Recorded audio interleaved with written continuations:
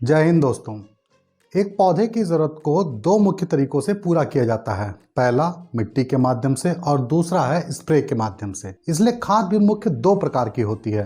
पहली मिट्टी में दी जाने वाली खाद जैसे DAP, urea, MOP, SSP, NPK 12-32-16 इत्यादि, और स्प्रे से दी जाने वाली खादें जैसे nano urea, nano DAP, NPK 19-19-19, 12-61-0, 0-52-34 इत्यादि। इन दोनों प्रकारों में मुख्य अंतर है तकनीक का।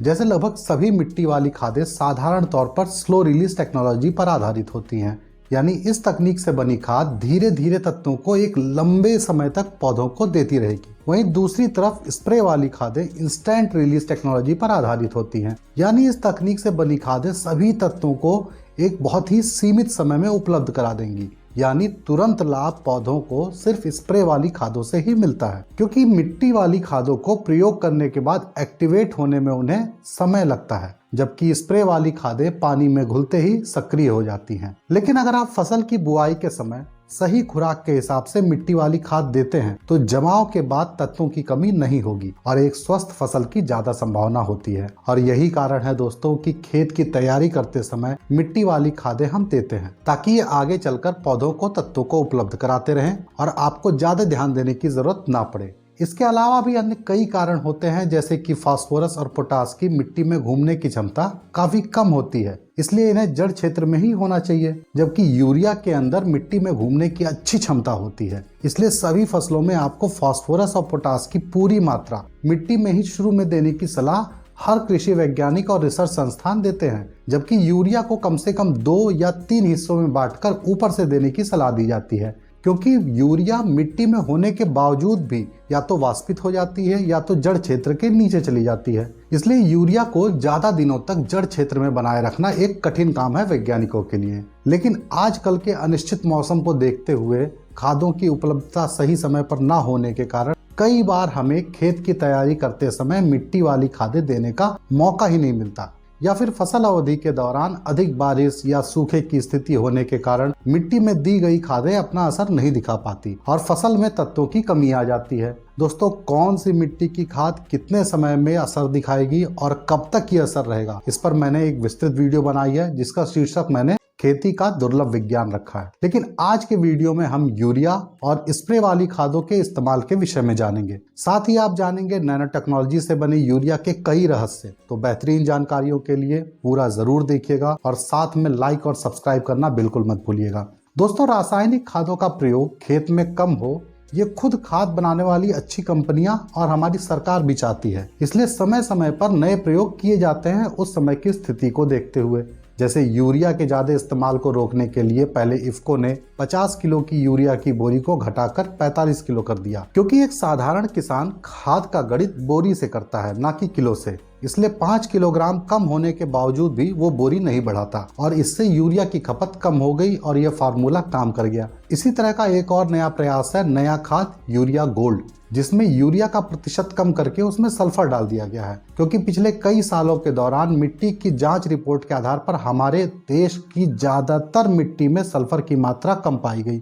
और इसके अलावा ऐसा भी बताया जा रहा है कि सल्फर की परत के कारण यूरिया धीरे धीरे पौधों को मिलेगी, यानी ये साधारण यूरिया की अपेक्षा ज्यादा दिन तक काम करेगी। लेकिन सच्चाई क्या है, इसका पता तो किसान के खेत में ही इसका परीक्षण होने के बाद ही पता चलेगा। लेकिन भले ही यूरिया गोल्ड ज्यादा दिन तक काम करे या ना करे, इसमें यूरिया कम प्रतिशत होने के कारण यूरिया की खपत में तो जरूर कमी आएगी, जो कि एक अच्छी बात है, और सल्फर की पूर्ति होने के साथ फसलों में गुणवत्ता भी बढ़ेगी। लेकिन आजकल जैविक के नाम पर अपना धंधा चलाने वाले लोग यूरिया को जहर बताने में लगे हैं। लेकिन शायद आपको यह जानकर आश्चर्य होगा कि यूरिया ज्यादातर जानवरों, कुछ मछलियों और हम इंसानों के शरीर में बनता है। यह हमारे लिवर द्वारा बनाया जाता है और हमारे खून में मिल जाता है, और एक निश्चित प्रतिशत के ऊपर होने पर किडनी द्वारा हमारे खून से छानकर इसे बाहर निकाल दिया जाता है। यानी यूरिया की फैक्ट्री तो हम सब के अंदर है, क्योंकि जब भी हमारा शरीर ऊर्जा के लिए प्रोटीन को तोड़ता है तो उसमें से नाइट्रोजन बाहर निकलकर अमोनिया गैस बनाने की संभावना पैदा करता है। लेकिन क्योंकि अमोनिया गैस हमारे लिए जहर है, इसलिए हमारा लिवर उसको यूरिया बना देता है, ताकि यह आराम से आपके खून में रह सके और एक निश्चित मात्रा के ऊपर पर यूरिया को आपका किडनी आपके खून से बाहर निकाल देता है और इस तरह आपके शरीर का नाइट्रोजन चक्र पूरा हो पाता है और कहा जाए तो आपके शरीर में यूरिया बनने की वजह से आप जिंदा हैं। हालांकि इंसान यूरिया से सीधे पोषण नहीं ले सकते, लेकिन कई पशु और ज्यादातर पौधे यूरिया से सीधे तौर पर पोषण ले सकते हैं और इसलिए यूरिया पशुओं के चारे में भी मिलाया जाता है और पौधों के लिए तो यूरिया मुख्य खाद है और शायद यही कारण है कि विश्व का पहला नैनो टेक्नोलॉजी से बनाया खाद नैनो यूरिया ही है। लेकिन दोस्तों, यूरिया जो आप दानेदार रूप में देखते हैं, इसको फैक्ट्री में बनाने का तरीका तो बहुत साधारण है, लेकिन इसमें इस्तेमाल होने वाले कच्चे पदार्थ को उसकी उस अवस्था में रखना बहुत मुश्किल है और उनके बीच में रिएक्शन कराने के लिए भी काफी कम तापमान तो कहीं काफी अधिक तापमान और दबाव की जरूरत पड़ती है। इसलिए यूरिया बनाना एक बहुत ही खर्चीला काम है। ऐसे समझिए कि प्रक्रिया को साधारण मैंने इसलिए कहा क्योंकि ये है तरल अमोनिया और तरल कार्बन डाइऑक्साइड को अधिक दबाव और अधिक तापमान पर मिलाने से रिएक्शन होता है। उसके बाद दबाव कम करने पर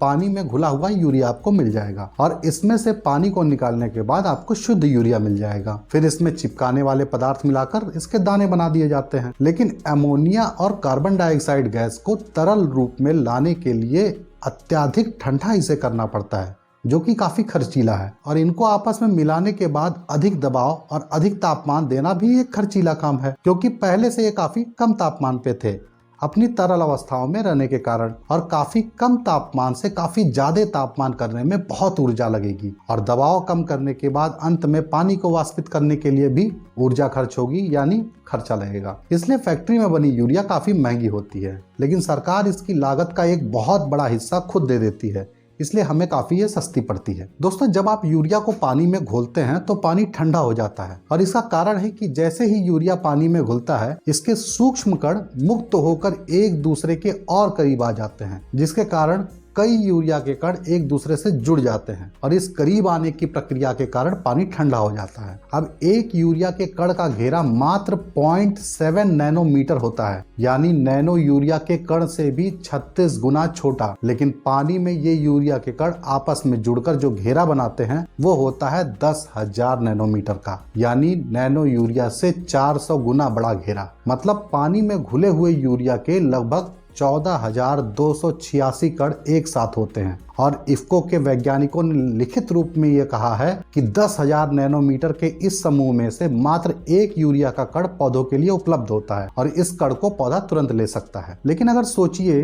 कि सारे यूरिया के कण एक दूसरे से ना जुड़ते तो क्या होता, और इसका जवाब है कि शायद 3 या 5 ग्राम यूरिया ही काफी होती 1 एकड़ के लिए, क्योंकि एक कण मात्र 0.7 नैनोमीटर का होता है और इस आकार के कण पौधे के हर जगह से अंदर जा सकते हैं और जहां जरूरत होगी उसकी पूर्ति तुरंत होगी। लेकिन ये आज तक कोई संभव नहीं कर पाया है कि हर यूरिया का कण एक दूसरे से अलग हो, क्योंकि इतने छोटे चीज से छेड़छाड़ मात्र नैनो टेक्नोलॉजी से ही की जा सकती है और ये तकनीक कोई बच्चों का खेल नहीं कि इसे हर कोई समझ पाए। इसलिए शायद नैनो यूरिया को लोग समझ भी नहीं पाए।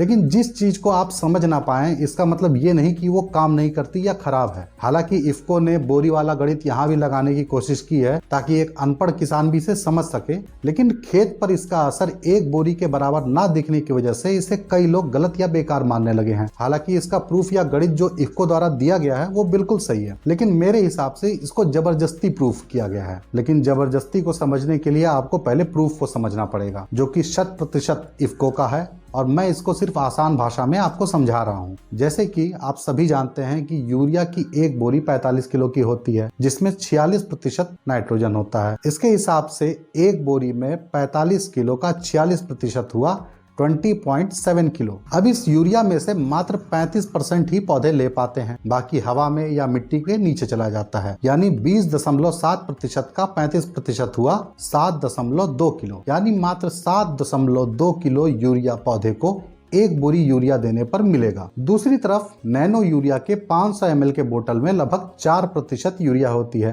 तो 500 ml का 4% हुआ 20 ग्राम। और स्प्रे अगर एक निश्चित अवस्था, समय और तरीके से किया जाए तो स्प्रे से 90% तक खाद पौधे ले सकते हैं। यानी इस 20 ग्राम में से 18 ग्राम पौधे ले पाएंगे और 2 ग्राम बेकार हो जाएगा। अब जैसा मैंने पहले ही बताया कि यूरिया के कण पानी में घुलने पर एक साथ मिलकर 10,000 नैनोमीटर का घेरा बनाते हैं और इसमें से सिर्फ एक उपलब्ध होता है पौधों के लिए। लेकिन नैनो यूरिया में यही घेरा मात्र 25 नैनोमीटर का होता है और इतने छोटे समूह और आकार में होने के कारण ये सभी उपलब्ध होंगे पौधों के लिए, क्योंकि पौधों के अंदर प्रवेश करने के कुछ दरवाजे होते हैं जिनका आकार फिक्स होता है। लेकिन जैसे धूल के कण दरवाजे के नीचे से भी आ सकते हैं, इसी तरह जब आकार इतना छोटा हो यानी नैनोमीटर में हो तो दरवाजों का कोई विशेष महत्व नहीं रह जाता और नैनो यूरिया के कण आराम से पत्तों की परतों को भी भेदते हुए अंदर जा सकते हैं। लेकिन 10,000 नैनोमीटर का घेरा काफी बड़ा होता है और ये अंदर नहीं जा सकता। लेकिन अगर आप 10,000 नैनोमीटर को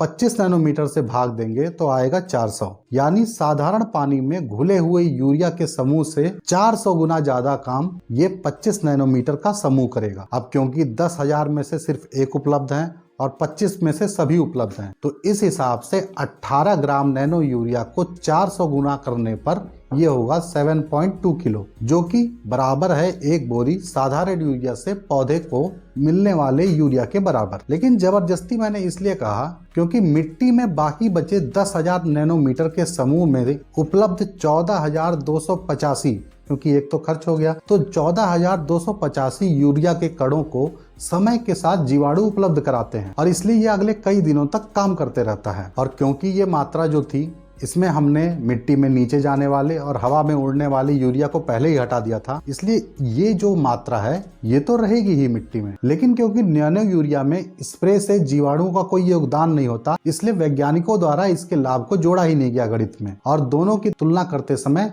एक ये शायद गलती हो गई। और यही कारण है कि नैनो यूरिया की एक बोतल इफ्को के गणित के हिसाब से एक बोरी यूरिया के बराबर तो बिल्कुल है, लेकिन खेत में हमें इसका बराबर परिणाम देखने को नहीं मिलता। हालांकि इस प्रूफ में और भी कई विवादास्पद बिंदु हैं, जैसे स्प्रे से 90% खाद का मिलना, जबकि असलियत में यह कई परिस्थितियों के हिसाब से बदलता रहता है, जैसे स्प्रे की मशीन से, स्प्रे नोजल के प्रकार से, हवा से स्प्रे का उड़ना, ठंड में ओस से स्प्रे का धुल जाना, बारिश से स्प्रे का धुल जाना और स्प्रे की बूंदों का पत्तों पर से नीचे गिर जाना गुरुत्वाकर्षण के कारण या फिर वाष्पित हो जाना धूप के कारण। यहाँ तक कि दिन के किस समय आप स्प्रे करते हैं इससे भी असर पड़ता है। दरअसल इफ्को को ये लगा कि बोरी वाला जो फॉर्मूला पहले से काम कर रहा था, जिससे किसान आसानी से समझ सकते थे, वो यहाँ भी काम कर जाएगा। लेकिन यही सबसे बड़ा गलत अंदाजा साबित हुआ इफ्को का। और ये बात मैं इसलिए कह रहा हूँ दोस्तों, क्योंकि अभी जो दूसरा नैनो टेक्नोलॉजी का खाद यानी नैनो डीएपी जो निकाला गया है, उसको फिर डीएपी की बोरी के बराबर बताया गया है। हालांकि इसका प्रूफ अभी तक नहीं दिया गया है, लेकिन मैं पक्के तौर पर विश्वास के साथ कह सकता हूं कि हमारे वैज्ञानिक कुछ भी प्रूव कर सकते हैं, क्योंकि अच्छे वैज्ञानिक के लिए असंभव शब्द ही नहीं होता, बस उनको कुछ परिस्थितियां और मापदंड बदलने पड़ेंगे जो वैज्ञानिक अभी खोज रहे हैं। लेकिन अब कंपनियों को ये बात समझनी पड़ेगी कि आज का किसान भले ही पढ़ा लिखा ना हो, लेकिन समझ वो सब कुछ लेता है। हालांकि अगर नैनो यूरिया की मार्केटिंग मुझे करनी होती तो मैं इसे जैविक यूरिया का नाम देता और पूरी कोशिश करता कि नैनो यूरिया को जैविक की श्रेणी में रखा जाए, और अगर इसके लिए और कुछ बदलाव भी करने पड़ते तो वो भी करवाता, क्योंकि मैं पिछले कई सालों से नैनो यूरिया का लगातार इस्तेमाल कर रहा हूं और मेरे प्रयोगों के हिसाब से नैनो यूरिया में जैविक यूरिया के कई गुण उपलब्ध हैं। जैसे यह मिट्टी की संरचना को खराब नहीं करता, यूरिया की हानि होने से रोकता है, जल प्रदूषण नहीं करता, हवा को प्रदूषित नहीं करता, इंसानों और कीटों पर कोई दुष्प्रभाव नहीं होता। नैनो यूरिया सूक्ष्म कणों में होने के कारण कई रासायनिक क्रियाओं में सीधे तौर पर मदद करते हैं पौधों के। इसके अलावा ज्यादा गाढ़ा हरा रंग न आने की वजह से कीट भी नहीं लगते इसके प्रयोग से। फसल की लंबाई व्यर्थ में ज्यादा नहीं बढ़ती, जिससे बारिश में फसल आपकी नहीं गिरेगी। इसे कई अन्य तत्वों के साथ मिश्रित करके भी प्रयोग किया जा सकता है, क्योंकि इनके ऊपर एक परत चढ़ी होती है और इसलिए ये जल्दी एक दूसरे से रिएक्शन नहीं करते। इसके प्रयोग से फसल की गुणवत्ता बढ़ जाती है और सबसे मुख्य बात कि जो चीज पहले से ही आपके खून में मौजूद है और आपका शरीर इसे बना रहा है, उसका कोई रेजिडुअल इफेक्ट कैसे आ सकता है, यानी ये जहर तो बिल्कुल नहीं है। हालांकि जैसे सबकी सीमाएं होती हैं, वैसे इसके प्रयोग की भी कुछ सीमाएं हैं। जैसे इसको सिर्फ स्प्रे से दिया जा सकता है, इसको सिर्फ पौधे की क्रांतिक अवस्था पर देने पर अच्छा परिणाम मिलता है। स्प्रे से देने के कारण अतिरिक्त मजदूरी लगती है। स्प्रे से 6 घंटे के अंदर अगर बारिश हो जाती है तो इसका असर बहुत ही कम हो जाता है। और सबसे बड़ी चुनौती है सीमित मात्रा, जिसके कारण वो प्रभाव पौधे पर नहीं दिख पाता जो किसान देखना चाहते हैं, और इसे कई बार प्रयोग करना पड़ता है एक निश्चित अंतराल पर। लेकिन दोस्तों, ये हमारा बहुत बड़ा भ्रम है कि जो फसल ज्यादा हरी होगी वो ज्यादा अच्छी होगी, जबकि ज्यादा गाढ़ा हरा रंग कई कीटों को आकर्षित करता है। इसलिए यूरिया के अनुचित इस्तेमाल के बाद फसल में कीड़े लगने शुरू हो जाते हैं, क्योंकि पौधा जानता है कि वो ज्यादा हरा रहकर ज्यादा दिन तक जिंदा नहीं रह पाएगा। इसलिए वो अपनी पत्तियों का आकार और संख्या दोनों बढ़ाने लगता है, इस अतिरिक्त हरे रंग यानी क्लोरोफिल को व्यवस्थित रंग से अपना रंग सामान्य करने के लिए। इसलिए हरा रंग सूचक होता है वृद्धि का। जितना गाढ़ा हरा रंग होगा उतनी ही तेज आपकी फसल वृद्धि निकलेगी। लेकिन जैसे ज्यादा तेज गाड़ी चलाने से आप कहीं और जल्दी पहुंच सकते हैं, उसी तरह फसल को भी बहुत तेज चलाने से ज्यादा अनाज पर पहुंचने की बजाय आप पहुंचेंगे ज्यादा पत्तियों पर और ज्यादा शाखाओं पर, जिसमें बहुत ही कम अनाज लगा होगा, लेकिन वो भी हो सकता है कि जमीन पर गिरा हुआ हो। दोस्तों, आप मेरे सभी वीडियो में पाएंगे कि मैं सभी स्प्रे वाली खादों का डोज हमेशा कम बताता हूं, चाहे वो किसी भी ग्रेड का एनपीके हो, क्योंकि अगर स्प्रे से तुरंत लाभ मिलता है तो इसकी अधिक मात्रा होने पर तुरंत हानि भी होती है। दोस्तों, स्प्रे वाली खादों को देने का तरीका समय और परिस्थिति के हिसाब से बदलते रहता है। जैसे कि पौधरोपण के समय आप घुलनशील एनपीके 19-19-19 की स्प्रे देने की बजाय ड्रेंचिंग देते हैं, ताकि तुरंत खुराक जड़ों को मिल जाए और पौधा अच्छे से लग जाए और विकास शुरू कर दे। लेकिन नैनो यूरिया और नैनो डीएपी को ड्रेंचिंग से नहीं दिया जा सकता। हालांकि इसका कारण इफ्को ने नहीं बताया है और ना ही किसी शोध में इसका कारण मुझे मिला, लेकिन मेरे सीमित ज्ञान के हिसाब से इसका प्रयोग मिट्टी में करने पर ये जड़ क्षेत्र तक पहुंच ही नहीं पाएंगे, क्योंकि मिट्टी में ये ऊपर ही रह जाएंगे। और इसका कारण है इनका अत्यधिक छोटा रूप होना, क्योंकि इस रूप के कारण मिट्टी का चार्ज इनके लिए एक दीवार की तरह काम करेगा। और इसलिए इफ्को द्वारा नैनो डीएपी को जड़ों में पहुंचाने का एक नया तरीका बताया गया है कि आप इसका घोल बनाकर पौधों को इस घोल में कुछ देर तक रखिए और तब जाकर पौधरोपण करिए। इससे जड़ें सक्रिय हो जाती हैं और मृत्यु दर कम होगी। इसी प्रकार लगभग सभी फसलों में पहली क्रांतिक अवस्था 25 से 35 दिनों के आसपास होती है। इस समय फसल इस काबिल हो जाती है कि वह पत्तियों से अपनी खुराक को ले सके, और इसलिए इस अवस्था पर आपको अपनी फसल को देखकर जरूरत के हिसाब से उसकी पूर्ति करनी चाहिए। इसलिए पत्तियों को देखकर पहचानने के विज्ञान को मैं पोषक तत्वों के विज्ञान पार्ट 2 में बता चुका हूं। और क्योंकि दोस्तों आप अंत तक देख रहे हैं, इसलिए आपका धन्यवाद।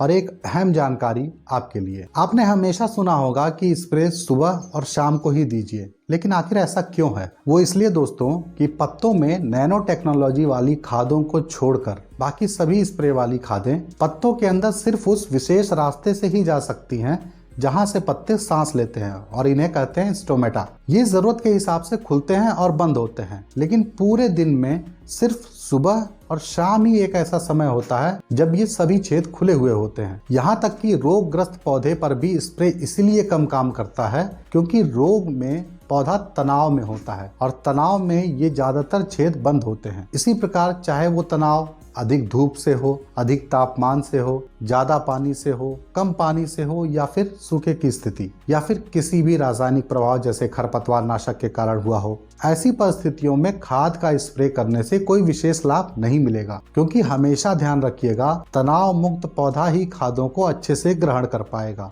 तो कैसी लगी जानकारी? अच्छी लगी हो तो लाइक जरूर कीजिएगा। तो मिलते हैं दोस्तों किसी अन्य वीडियो में एक नई जानकारी के साथ। धन्यवाद।